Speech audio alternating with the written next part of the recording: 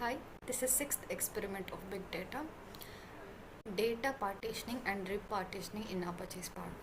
Firstly, we'll set up the Spark environment by import find spark and find spark dot initial. Find spark helps Python and find our local Spark installation and add it into system.path. Find spark dot initiate sets up your environment, so we can import PySpark normally even if it is not in our path. So firstly, we'll import and prepare the Spark context. Spark conform used to configure Spark settings like app name, master URL, etc. And then Spark contains it is the entry point of our low level RDD operations in Spark. So then Spark only allows one active Spark context per JVM. It will block safely and stops previously running Spark context and to avoid errors when it is starting to new. Then we will initialize Spark context as conf equal to Spark conf dot set app name partitioning and set master as local. Then Spark configure function, it will create configuration object, and dot set app name, it will names our Spark job and it will help in Spark as UI or logs. Dot setup master tells Spark to run locally on computer using all available CPU cores, means it will use all cores.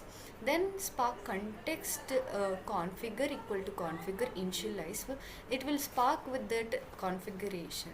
Now SC is our Spark context object, that gateway to all RDD operation. Then it will create a RDD sample data, as it will create a Python list has 1, 2, 3 to till 20. And by sc.parallelize, it will distribute the list across 4 partitions. A partition is a logical chunk of data that the Spark processes in parallel. Spark stores each partitions in memory because it will assign it to work threads. And it will get num partitions of, it will returns the number of partitions in the RDD. This confirms that we indeed created 4 partitions. Then it will inspect what inside each partition in. So in index, the partition number will start with 0 to 1, like a 0, 1, 2, 3, 4, 4. Then the iterator, it will over the elements in the partition because it is single string describing what data is in each partition. Then at map partitioned with index of, it will apply inspect partition function to each partition by passing the index and the data inside. By using the dot collect of function, it will gather the result from all partitions back to the driver, and then it will finally part and prints the each partition's data. Then repartitioning. Here, repartitioning time increases the partition count from 4 to 6. This triggers a full shuffle. Spark redistributes data across partitions randomly because it's an expensive operation. Data is moved across the cluster. Usually used more parallelization for a wide computation. Then it will print the new partition count should be 6. So again inspects the content of each partition after repartitioning. Because of the shuffle distribution, it will be not randomized not evenly as 1 to 3 elements each.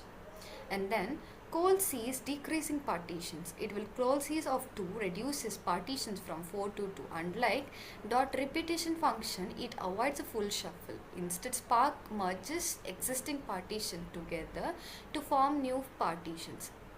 Typically, it is used after a last transformation to reduce output partitions before it while it is saving, to avoid many small files. And then it will prints the new partitions count. It will prints the layout of each partition of flow sizing. Then each new partition contains multiple old partitions combined. Then we will stop the Spark contents, and this was the output of the 6th experiment. Thank you.